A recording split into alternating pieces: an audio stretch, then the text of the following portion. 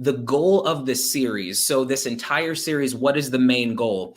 Education and inspiration, not imitation or intimidation. So let me explain what I mean by that. The goal that I want to do with this series is to basically pour out every little ounce of knowledge that I possibly can on how to set up your account effectively. What I'm going to show you might not necessarily work exactly for your business. You're going to see why as we get into it, but I do want you to be inspired by this. I want you to see how easy it can actually be to set up a workflow. And so from the imitation standpoint, I don't want you to look at what I'm going to do or maybe even what your neighbor's going to do and say, I need to copy that exactly. That's not the goal. And it's also not to intimidate you. So we do have a lot of content we're going to get into, but the goal is not to intimidate you. I want you to believe that you can do this, and I want to inspire you to build an awesome workflow. So that's the main goal with this entire series. There's a couple things that I do want to cover before we get into the material, and those are the right mindset tips coming into this. If you adopt the right mindset, it's really going to help you when you're getting into the workflow, and it's also going to keep you from getting intimidated and trying to imitate certain things. So number one, just to be completely clear, is that your business process is your workflow. So if you don't have a business process, you cannot have a workflow. And I know maybe some of you are newer to business and you haven't quite developed a business process. Hopefully this webinar will start to introduce some of these topics so you can start to think about, what is my business process? What is it that I'm trying to do? But for those of you who do have a business process, this is going to be perfect for you. Basically, what you do with your clients is what you're going to put into the system. So that's what your workflow is your business process. Number two, your workflow is a living process. It's going to change. So as your business grows, you are going to be making changes to your workflow. And the last session that we have with this series is all about how to update your workflow when your business process changes. So the other reason that it's going to change is because Dubsado is going to introduce new features to you. And so as we introduce new features, your workflow is going to change. You're going to want to update your workflow and bring in new things. Number three is that there is no such thing as a one-size-fits-all workflow. That is just not a thing. When you are doing your workflow and you're building your workflow, understand that your workflow is going to be tailored to you. So you're not trying, like I said earlier, to imitate somebody else. Your goal is to look at what is it that you do as a business owner, and then you need to put that specific process into Dubsado. So there's not such a thing as a one size fits all. I've literally talked to thousands of business owners over the years that I've been here at Dubsado, and I've never once seen the exact same workflow between two business owners, even if they're in the same industry. So that's very, very important to understand. And that should take some pressure off you, because if your goal is to model somebody else's workflow, it might not work for you. So understand this is very personalized to you. Number four, your workflow effectiveness is directly related to your Dubsado knowledge. So basically what that means is, as much as you know about Dubsado, that's going to be how effective your workflow is. So you have to think about, I need to learn as much as I can about Dubsado, because that's going to make my workflow more effective. I'll give you a perfect example. There have been many people who have had Dubsado set up by maybe a virtual assistant, or maybe an assistant that just works for them, or someone who does Dubsado setups, and they give them this amazing workflow. Everything is set up, all the bells and whistles are in there, and they turn it over to the business owner, and the business owner doesn't know anything about Dubsado. So they have this workflow that runs beautifully, everything looks great, but they have no idea how to run it. That's because your workflow efficiency, how good you are at your workflow, is directly tied to how much you know about the system. So that's very important. So adopt that mindset when we're learning a lot today. Okay, so let's jump into it here. So the agenda that we're going to go through today, there's basically four things. Number one, we're going to talk about a sales funnel model because it's very important to understand where Dubsado fits when it comes to sales and when it comes to your business process. Number two, lead quantity versus lead quality. We're going to talk about the differences between those so you can identify your specific business and where you fit in there. Number three, we're going to talk about project creation in Dubsado and how important that is. And number four, we're going to talk about all the different ways you can get people into Dubsado. So that's going to be all the ground we cover today. And we're just going to slowly stack on the information as we go through this series. So let's dive right in and talk about a sales funnel model. And I think this is going to be really helpful for some people who aren't familiar on where Dubsado fits exactly in the overall process. So we're going to start out really wide and then we'll slowly start to zoom in. So the first thing that I want to talk about here is just how a sales funnel works. So what happens is that you have the first ring up there, the red ring, which is awareness and traffic. This is where you're constantly posting on social media to get people attracted. You might be running things through MailChimp or Flowdesk or Constant Contact. This is where you're basically throwing your net out there and you're just trying to get a bite. Once you're done with that awareness and traffic, then it's going to go to the interest level. That's where once you throw out your net, someone says, oh, I actually am interested in that. I'd like to know more information. Then once someone is interested, now it's your job to introduce your product. So this is what I have to offer. This is what I'm going to offer you. I have this sale running. I have, all these different things. Then it gets to decision and action. That's where someone's going to decide, yes, I want to work with you. Once they decide that, then they're going to become a booked client and then you're going to provide the service. So if you look at the way that this is built, the awareness and traffic is where you're reaching the most people. And as you go down this funnel, it's probably going to become less and less. If you're running a sales campaign and you reach 100,000 people, the odds of you getting 100,000 people who are interested is very low. You might get half of that. And then the people who are interested, you might get half of that. So it's going to go down inevitably. That's how every business is. But the main thing that I want you to know from this graph this graphic is where Dubsado fits into this funnel. A lot of people are under the impression that Dubsado is actually a part of the awareness and traffic ring, where you can send out newsletters and email blasts and run your monthly campaigns and different things like that. Dubsado actually is not in that ring. That's where you're going to have MailChimp or Flowdesk, Constant Contact, maybe Active Campaign, where you're running these sales funnels or these monthly email blasts just to try to get somebody interested. Once somebody is interested, that is the moment that Dubsado kicks in. So if you're ever wondering where Dubsado fits in, it's basically as soon as you get somebody who says, hey, I'd like to know more information, or I would like to jump on the phone with you and chat about this sale that you're running. That's when Dubsado kicks in all the way until you're done providing that service. So once we understand that, now we can really look at how workflows work for us. The biggest thing here is that the workflow and what you're going to be building is from the moment that somebody is interested all the way until you're finished with providing that service. So where I have this bracket right here, that essentially is your workflow. So it's important to understand where a workflow actually starts before you jump in and just start building random things. You want to know where you're starting at. So the main thing we're going to talk about today, though, is the interest section. So everything we discuss is going to be about, if someone is interested, how do I get them in the system the proper way?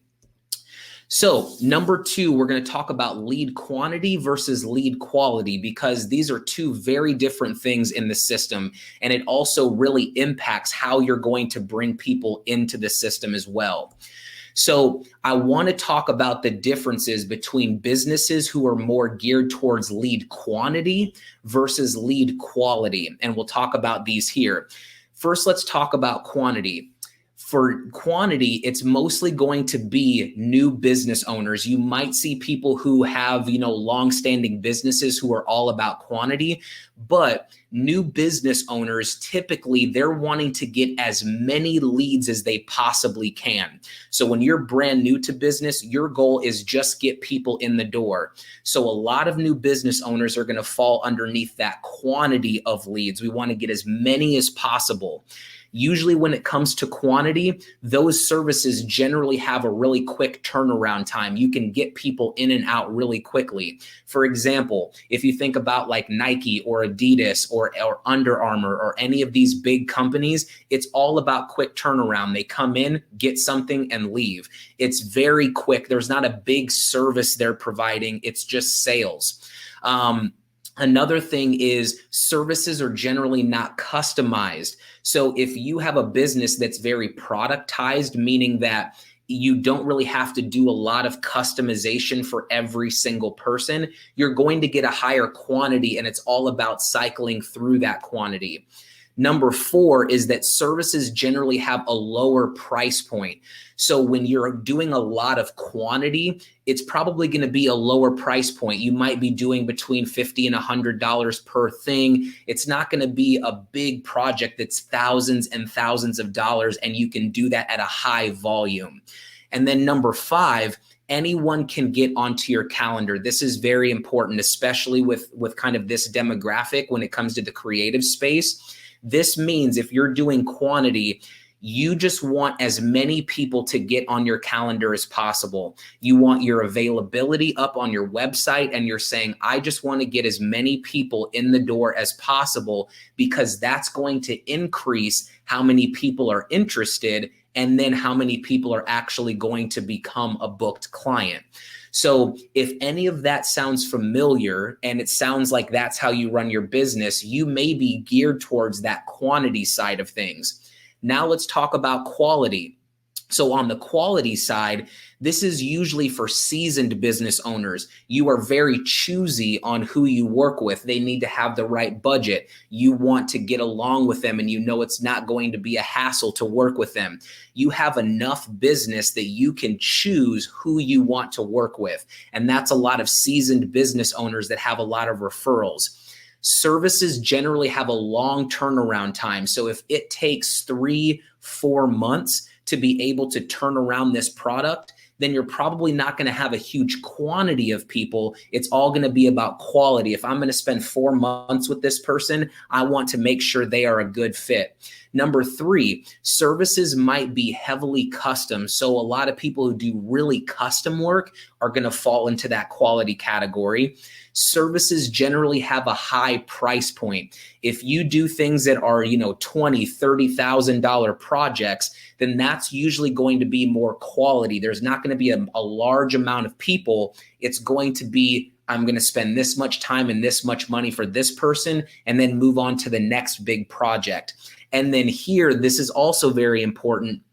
Calendar availability is selective. That means that you don't want just anyone getting on your calendar. You're choosing who you want to talk with. I don't want to talk with just anybody. I want to make sure the budget's right. I have enough time. I want to make sure that I get along with them. So you can be a little bit more selective about who you're actually working with. So now let's get into project creation in Dubsado. So hopefully with those 2 buckets, whether it's quality or quantity, hopefully you kind of resonate more with one than the other. It might be a hybrid of both, but maybe you might fall really heavily into one pocket or the other. So number 3, project creation in Dubsado. Why is this important? So let's dive in here. A question a lot of people ask is, why do I always need to have a project in Dubsado? I don't want to have a project unless they become a booked job, but you actually don't want to think about projects in that way. Projects in Dubsado are how you communicate with a client. So if you're planning on sending out a proposal, if you're wanting to send a questionnaire to a client, if you're wanting to email them to, send out a scheduler to say, hey, let's book a call, all of that is done through a project. You can kind of think about a project like a folder that you're going to keep for that client. So how does this relate to that sales funnel? A lot of people, when they're thinking about projects in Dubsado, they're thinking about every person that's on their mail list. So you could have 100,000 people on your mail list that you're sending out a monthly newsletter to. You don't want those people in Dubsado just yet. When you want a project to get created is from the moment that someone is interested. Because remember, with that sales funnel, that's where Dubsado kicks in. So when we're looking at the Dubsado timeline, and this is on your projects page, we're going to get into all of these different things with the project statuses later on. But just from a 30,000 foot view, right here is where a lead will come in, and that's where they're interested. Anybody who shows direct interest and says, hey, I'd love to talk with you, or I'd love to get on a call, I'd love to know more information, they should immediately be set up with a project, because you want to track all of the communication that you're doing with them throughout the rest of that funnel. So because projects are how you communicate with them, if somebody's interested, then you're going to want to communicate with them. You're never going to have somebody who is interested and you say, I don't want to talk with them. No, you want to talk with them. So the moment they're interested, a project should be created in the system. And that is just a good foundational piece of Dubsado and how you're thinking about it. So that leads to the question, how do you create a project? There's basically 4 ways that you can create a project in Dubsado. Number 1 is a lead capture form. Number 2 is a public proposal. Number 3 is manually, and number 4 is through Zapier. The 2 that we're going to dive into heavily in this series is going to be the lead capture form and the public proposal. The reason we're not going to really cover Zapier or talk about just adding things in manually is because, 1, we want to make this as automated as possible. So entering in all of your leads manually is not going to be the most effective way to get people into the system, but it is possible. And with Zapier, that's kind of a whole other side of automation and things like that. So we're not going to really deep dive into Zapier in this series, but we are planning on doing some Zapier webinars in the future. So that is going to be upcoming. So the 2 things we're going to focus on, especially today, is lead capture form and public proposal. So not only do these 2 forms create new projects, but they also can start a workflow within that project. So let's look at these 2 things here in Dubsado, and we're going to talk about how these 2 forms get people in the system. So when I'm in Dubsado here, the first thing that we're going to look at is right here, and it's the lead capture form, okay? So the lead capture form is going to be the form that you can embed on your website. You can send this out to somebody. And when someone fills out this form, every time this form gets filled out, it's going to create a new project in Dubsado. So this is the perfect form. If someone is interested in your product or service, they should be filling out this form. And typically what you're going to ask on here is your basic contact information: first name, last name, email, phone number, maybe address. When do you want to start? How did you hear about me? All of those kind of qualifying things that you need just to get them into the system. So like I said, once someone fills this out, they get put into Dubsado as a new project every time this gets filled out. Now, how you can start a workflow from this form, because remember, thinking about that sales funnel, interest is where Dubsado kicks in. So if someone is filling this out, it means I'm interested in knowing more information. So we want our workflows to kick in once they're done filling out this form, because that's what your workflow is. It's from initiation to completion of that service or product, okay? So with this lead capture form, once you have kind of your qualifying information or the information you need from them up front, what you can do is one of 2 things with this form. The first way that you can start a workflow is up here at the top underneath the settings tab. When we click on this, you're going to see right here where it says default workflow. And what that means is that anybody who fills out this lead capture form, they're going to have the same set of steps applied to their project. Everybody gets the exact same steps added in. Now, that might not be how you run your business, but let me kind of explain what I mean by a good fit for a default workflow. There was a lady that I talked to, and she runs a business that's kind of like WAG, where you walk dogs. And so every single person that she works with, it's the exact same process. They fill out the lead capture form. She finds out where their address is. She stops by. She collects payment. She walks the dog, and it's over. Every single person, it doesn't matter what type of dog it is. It doesn't matter where they live. Everybody gets the exact same process. If that's you, then you want to use this default workflow, because everybody is going to have the exact same steps no matter what information you get from them, okay? So that's the default workflow. Same thing every single time. Now, there are other industries and other people where it's all based off of what type of client you're going to be working with. And if I work with this person, I might have some different steps, some different emails, some different forms that if I work with this person. If that's you, then what you can do is actually use what's called the workflow element, and that's right here on the form builder. And what you can do here is you can use this as a question on your form. And what it will say, so you can kind of see here, I have a question that says, what type of session are you interested in? You could say, what type of service are you interested in? You could use this maybe for what kind of budget do you have? And maybe based off of what their budget is, you're going to have a different process with that person. You can basically use this for anything, but what this does for you is it allows you to give the client or the new lead some different options. So let's just take this example here where I could do wedding photography, or I could do engagement photography, or anniversary photography. And so when someone is filling this out, I need to get a better gauge on what is it that I'm doing? What type of client am I working with?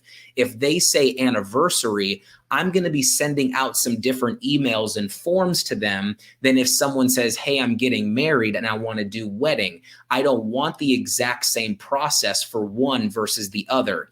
So what this is going to allow you to do on the right-hand side here is actually apply a different workflow based off of the answer that the client chooses. So this is really great for maybe like one-on-one coaching or group coaching. And depending on which one they say, they might get different emails or different forms. You could do this for maybe like logo design or maybe web design. And if they say, I want to do logo, then you have different forms that you need to send them. Or if they say, actually, I just want to do web design, it takes them down a different road. So this is really important to understand when you're first getting into the system is, how do I want my workflows to kick in? Is it going to be a lead capture form? Is it going to be a workflow element? Or is it going to be a default workflow? Think about which one works best for you here. Then the other type of form that we have is the public proposal. So let me jump over there. So underneath templates and forms here, we're going to look at a public proposal. And this is going to be a form that also gets people into the system. We actually just did a webinar series a few weeks ago on proposals. So if you want to know more information on how to build these and all of that, I definitely recommend checking that out, because with this, there is a lot that goes into building proposals and all of that. So I won't deep dive into actual proposals, but basically what you're going to do here is you're going to embed this on your website. And if you're familiar with proposals, they can make purchases directly through your website. So the lead capture, and we're going to get into this in just a second, the lead capture is more designed for just qualifying your lead first, understanding what it is that they want, and then moving forward. But you do have a public proposal that you can also do where, if we scroll through this here, you can have them make purchases directly on your website. So this is looking a little bit more kind of like e-commerce, where someone can go to the website, say, oh, I want this and this and this. They can check out and pay. So that's going to be another type of way that someone can get into the system. This is going to be where people are going to be buying pretty quickly. There's not going to be a consultation. You're not going to be on the phone with them or get more info. It's a very quick, here's what I have to offer, purchase directly from my website, and then let's move forward. So you have these two different types of forms, lead capture, or you have the public proposal. With the public proposal and your workflow, if you go to the settings tab on your proposal, down towards the bottom here, and part of making something a public proposal is saying, yes, I want to create a new project when this proposal is completed. That's going to make it public, meaning that once somebody fills this out, it's going to create a new project, and that proposal and invoice is going to be in their project. So that's going to be how this works. And as you can see here, there's a default workflow that's here. So what does that mean from just an example standpoint? Let's say I have this wedding photography proposal on my website. They pick the different packages, and let's say they pay. That's going to create a new project. And then I have a workflow that can kick in. So probably my workflow would be kind of like onboarding now, because they're paying on the website, and now the workflow can kick in.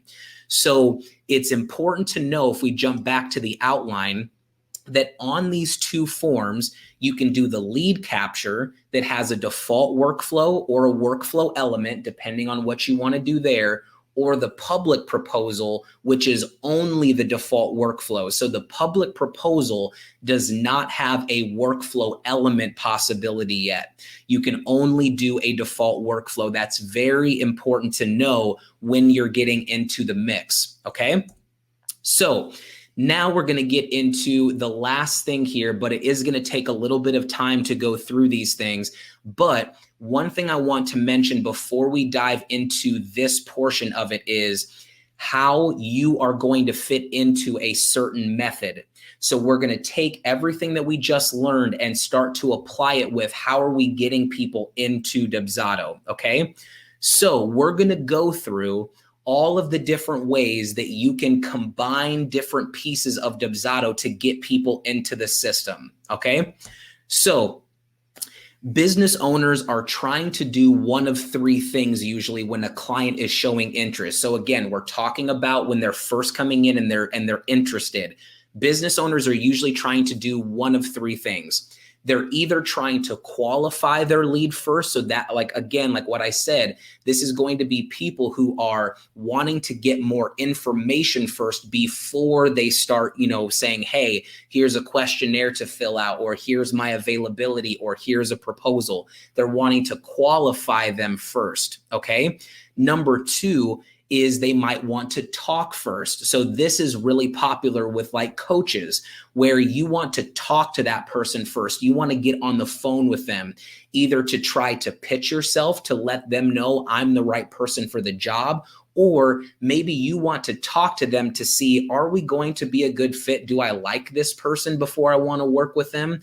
So those are going to be kind of your lead generation methods. So you're trying to just get a new lead in. You're trying to understand what it is that they want, and you're either wanting to just qualify them, look over that lead capture, or you're wanting to talk to them first, get on the phone with them.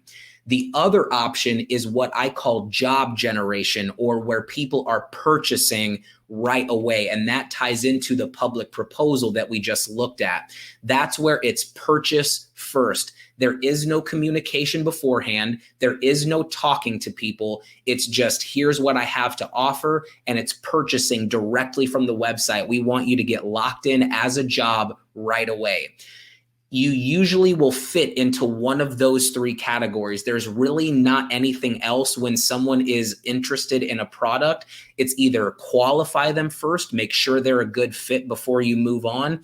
I want to talk to them first, or it's purchase first. Let's just get them in, get them booked, and then we move forward. So try to figure out where you fit in this method here, okay? So the next thing that we'll talk about to kind of tie those two concepts in is, if you fit into that qualify first or talk first mentality, then you're going to be using a lead capture form. If you're in that purchase first, then you're going to fall into that public proposal. So based on which one of those three you fall into, you're going to use one of these two different methods, lead capture or public proposal. So you can kind of start to see where the theoretical side of business mixed with Dubsado starts to fuse together. So kind of start to identify what area you're interested in or what area you fit best with. Lead capture forms are designed to get new leads started, and public proposals are designed to get them to purchase up front right away. Okay. Now, this is what this is going to look like from a Dubsado perspective. So let's go back one more time here and kind of look along this line. So in Dubsado, up across your projects page, when they're interested or they're in that decision phase, they're still considered a lead. They have not booked with you yet. You either need to qualify them or you need to chat with them first. You need to get them interested, maybe send out pricing to the client. They're still considered a lead, so they're going to fall underneath this lead section in Dubsado. If they are booking with you, so they're purchasing upfront, they're paying right from the website, that's going to be more job generating. So they're going to get dropped into this jobs category right away. So that's how those two things split. If someone is filling out a public proposal on your website and they go through and they make their payment and they, do all of that upfront, they're going to get dropped into Dubsado with their project as a job because they've already paid, they've locked in. If they're maybe, getting on a scheduler, they're booking a call with you, or you're looking at the lead capture, anytime they're more in that phase, that's going to be more in the lead area. And as you work with them, they're going to move down this timeline and eventually become a booked job, but they don't start out as a booked job. They start out as a lead and then transition to become a booked job as they go through this sales funnel, okay? All right, so now we're going to talk through basically pretty much I've racked my brain with this and tried to think of as many possible options, but we're going to talk about every single option that you have to get people into Dubsado.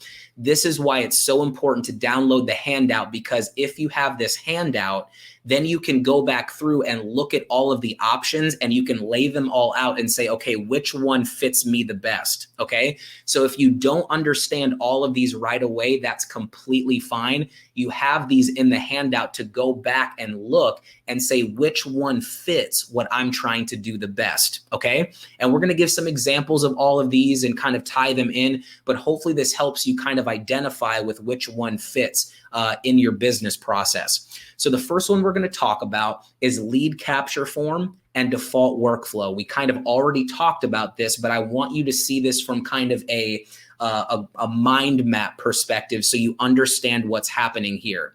So this is a great option for a quick qualification without needing to get on the phone with the lead.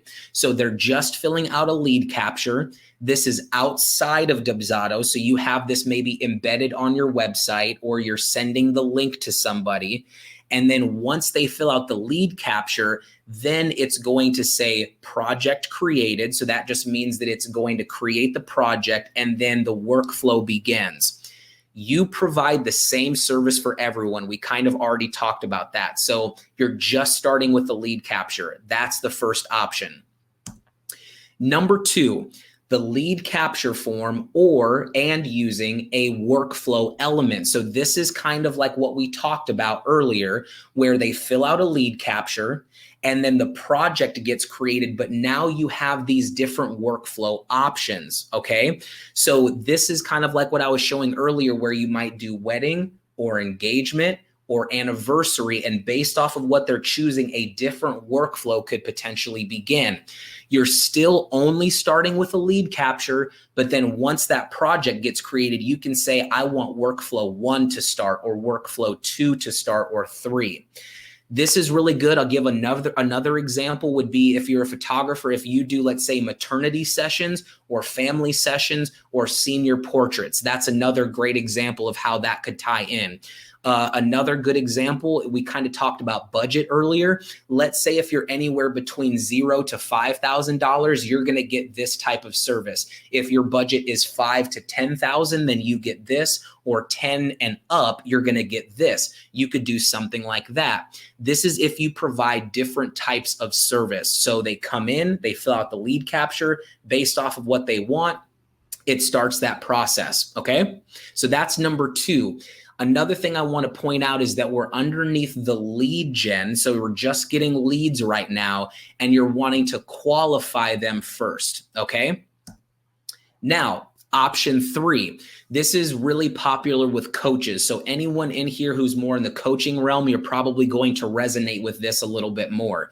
This is where you have a scheduler and a lead capture outside of Dubsado. So that means this is on your website. You have a scheduler and a lead capture. They're filling those out.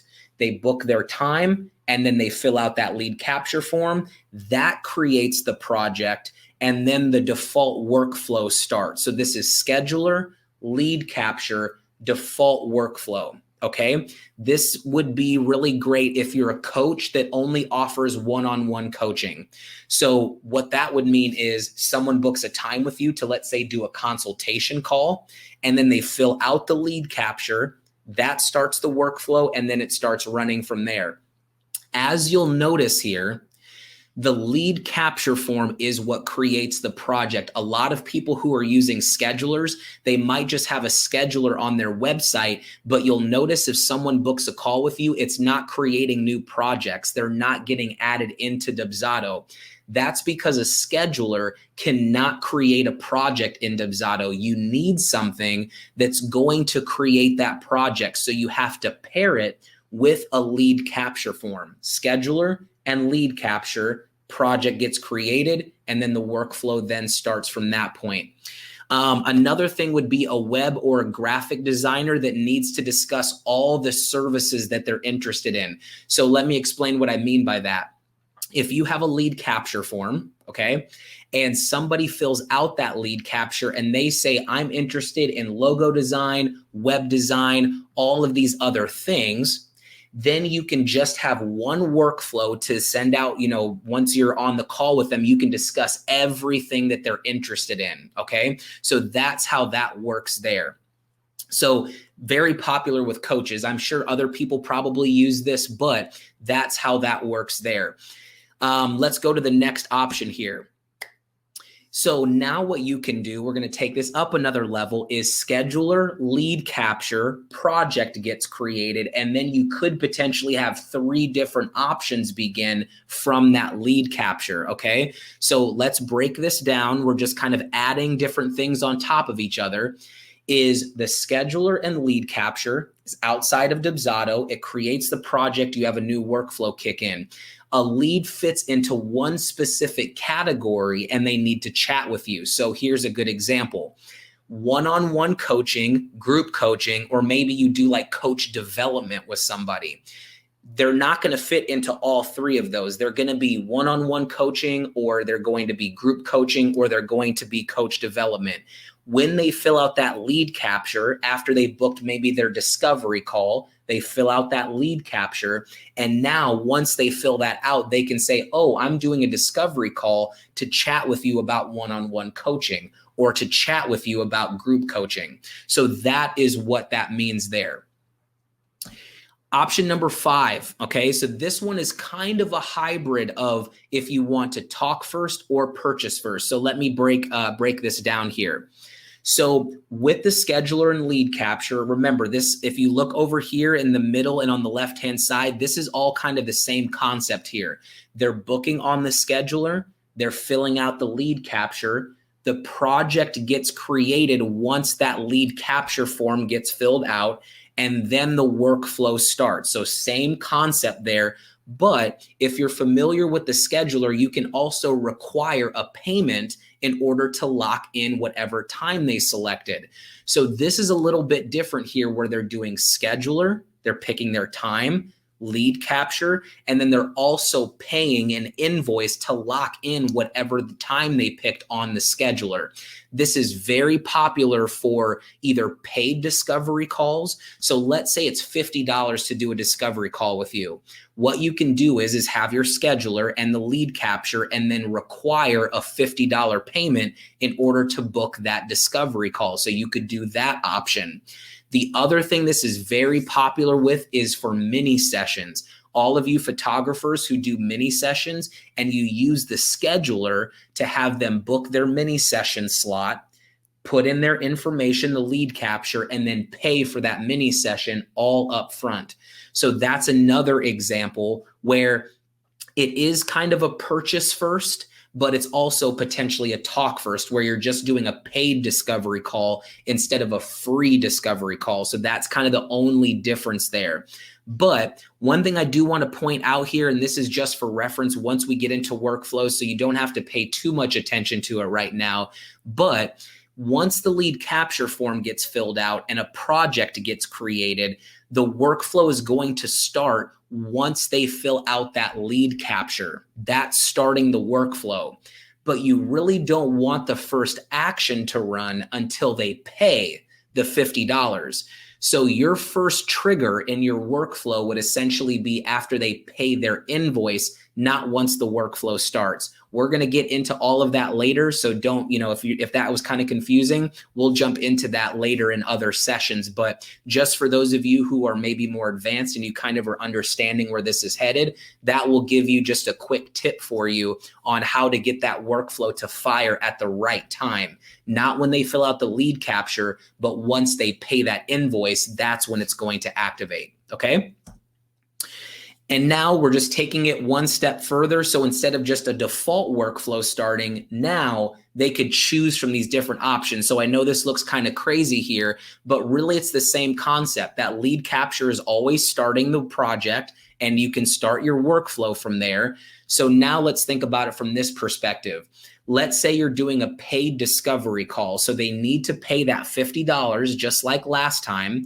But now, based off of what they choose, they're paying a $50 fee to chat about one-on-one coaching or group coaching or coach development. Same idea here. We're just changing the workflow options. Instead of just one workflow, we're doing the default workflow. One other thing I want you to pay attention to is that everything we're talking about is still underneath that lead gen where they're filling out a lead capture form, okay? Those are all of the different lead methods on how you can get people into the system. So hopefully, if you fit into one of those 6 options, you kind of said, oh, that kind of fits with what I'm trying to do. And now once we're done with this, you can go back in, re-look at how the diagram was set up and start to build based off of that, or at least start to understand that's the method you're going to use, okay? Now let's talk about job gen. So this is where it's all going to be about public proposals. They're purchasing up front. They're making that choice. They're picking their packages and purchasing up front. This is a really great option if you have different payment schedules or processes based on a package selection. So if you are familiar with our proposals, maybe you aren't too familiar with them, but you're only allowed to have one payment schedule per proposal.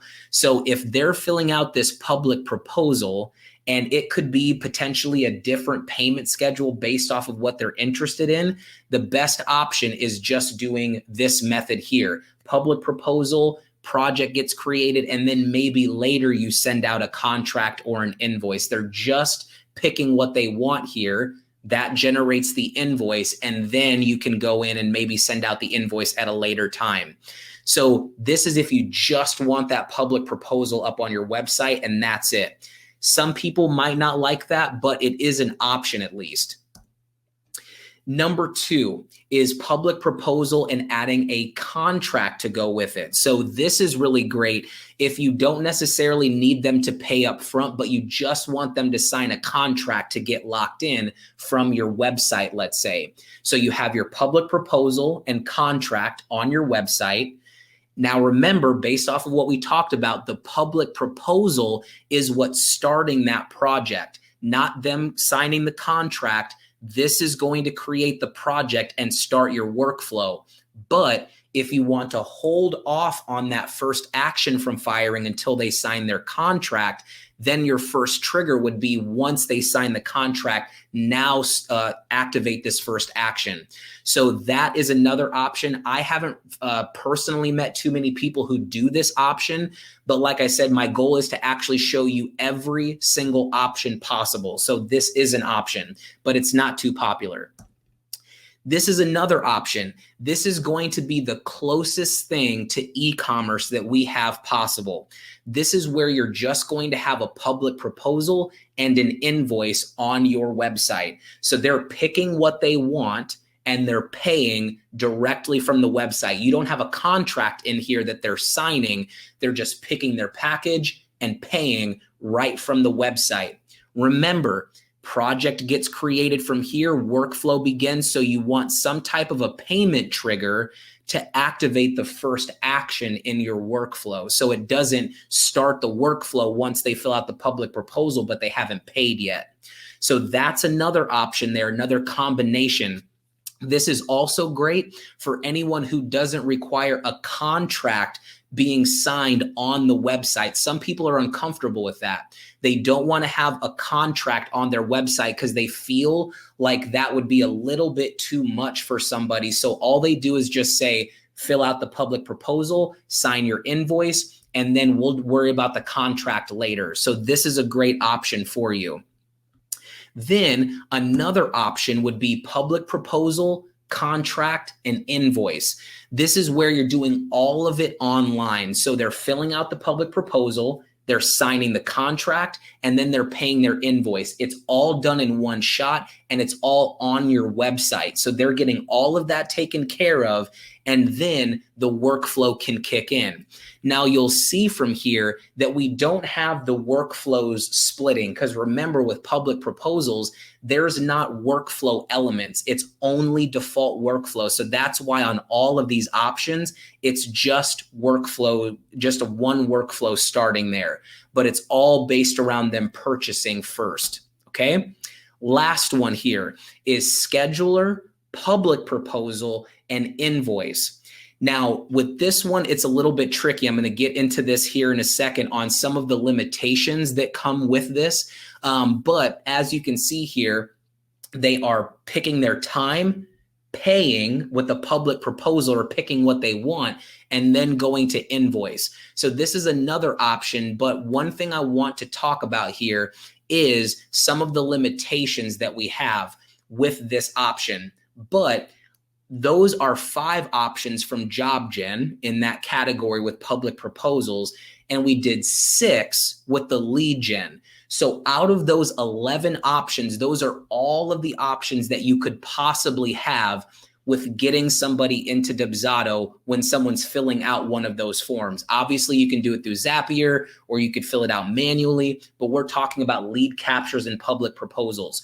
So hopefully you can kind of identify with which one works best for you. And we're going to talk about if you offer different options. We're going to talk about that here in just a second, but those are the 11 different options on how you can get someone into the system. There aren't any other options that we have. Let's talk really quickly about some of the limitations with this particular option though.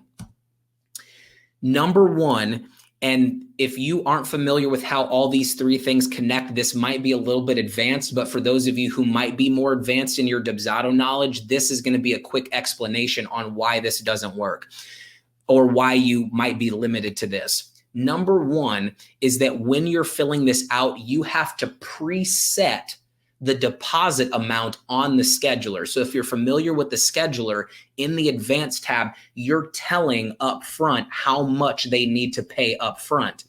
But if you're using a public proposal, you don't know what they're going to select.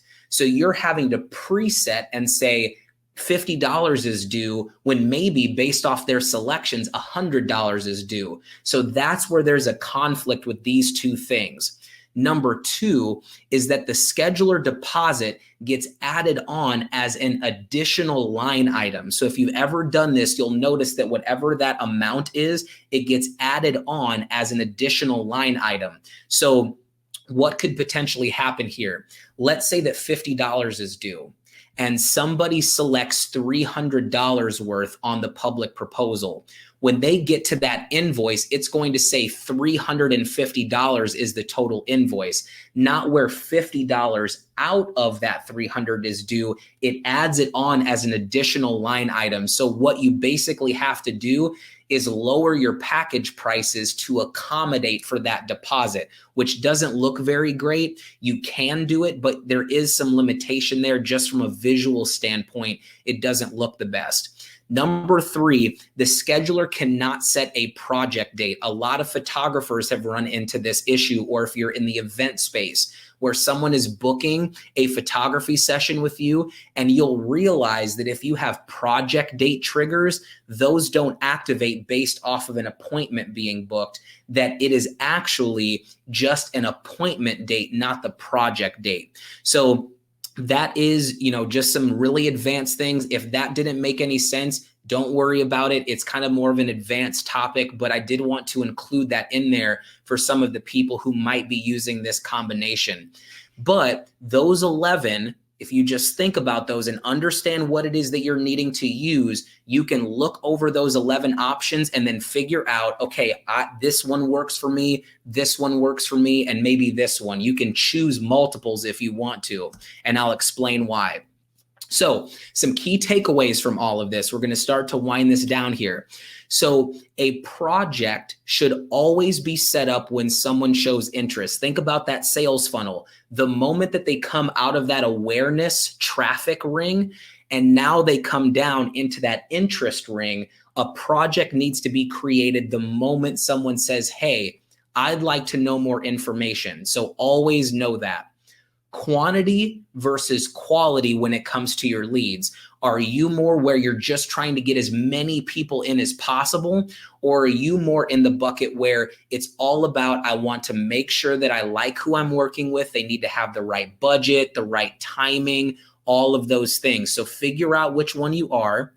Then we take this one step further. Usually it falls into one of these 3 things once you identify quantity versus quality. Do you qualify them first? Do you want to talk first? Or do you want to purchase first? Now, if you know one of those 3 things, in these different slides I have in the top right corner, you'll see where it says purchase first or talk first. So you can go straight to whichever one works the best for you. So identify one of those 3 things and it will work for you really well. And then the last thing is a lead capture form or a public proposal is what creates the project, okay? So one of those 2 forms is what you're going to need. You just have to decide what's going to go around that. Are you going to have a scheduler or an invoice? Are they going to be by themselves? Are you going to do a proposal with a contract and an invoice? Or maybe just public proposal and invoice, but you always start with lead capture or public proposal and then build around that. So that's really important. Last thing here, and then we're going to wrap up. It's really crazy, but I'm actually about to finish on time, which rarely happens if you've ever been to one of my webinars. But let's talk about identifying your entry points, okay? This is so important. It's vital to know every entry point or landing page that a new lead can get in contact with you. You do not want one of your entry points to go unoccupied. So here's what I mean by that. Let's say that you have Instagram, Facebook, and LinkedIn. You also have your website. You're running a MailChimp campaign. Maybe you're on Pinterest, all of these different things. If you have, let's say, a lead capture form on your Instagram, but you don't have anything driving that traffic into Dubsado from Pinterest, now you're going to have to get your Pinterest leads, fill them out manually, and put them into the system. You don't want that. So it's so important that you think about, where is it that anybody can get in contact with me? Do I have a LinkedIn page? Do I have a Facebook page? Maybe you're old school. Maybe you have a MySpace page. Whatever the case may be, you have to identify where leads can get in touch with you and make sure that you either have a lead capture form or a public proposal on all of those places. What's even crazier is that maybe on your website, you might have multiple places in your website where someone can get a hold of you. And that takes it a step further. A lot of people don't think about this. They think, I'm just going to create a lead capture form, paste it on my website, and then I'm good. But you could be missing out on a lot of leads. You want to make sure that every entry point is covered so that if they fill out a lead capture form or a public proposal, it all gets funneled into Dubsado. So that's very important there. Okay. Now, a lot of people are probably wondering, well, can I have multiple lead capture forms? Can I have multiple public proposals? And you can. You don't have to just pick one of those methods. I know that throws kind of even more at you because now you're thinking, oh, well, maybe I do a lead capture form here or a public proposal here on my website. You have to cover all those bases. So maybe on your lead capture form, you might, or sorry, on your Instagram or your Facebook and your social media, you might have just a lead capture form and that's it. But maybe on your website, you have a place where they can book a call with you and get on the phone with you right away. Or you might also have another option where they could just fill out a lead capture and then just inquire first before they book a call with you. So that means in this option, you might have a scheduler going out in your workflow. Maybe once they inquire, they find out more information. Now let's do a consultation, but maybe you have another place on your website where they can just book right away. So this is why it's so important that you really have to take inventory on every single place that someone can get in touch with you. If you know all of those things, now you can look at those 11 different methods and say, okay, if they click on this page on my website, it's going to be this method. If they click here, it's going to be this method. If they're on Facebook, they're going to get this method. So you might use the same on some of them. Maybe you just do one for everything, but you have to look at your website and really say, okay, are all of my bases covered? Okay. So that is all I have for today. We literally finished right at 10:30. That's amazing. So here is your homework for today. Okay.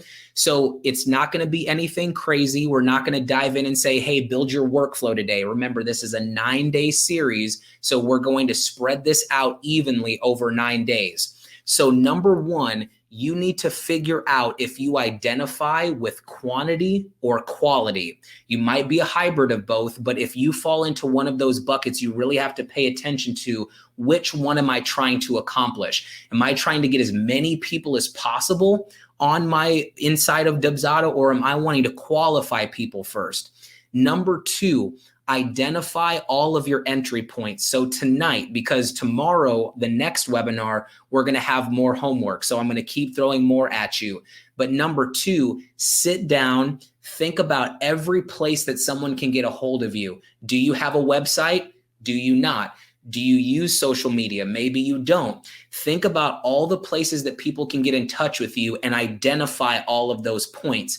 And then to tie that on to number three, once you have figured out where everyone can get a hold of you, all those different entry points, now decide which methods you're going to use on each one of those points. Like I said, you might have different entry points and different methods on each one of those, or you might use the exact same one for every single entry point, and that's fine too, but you want to identify that first and mark it out. So that is the homework for today.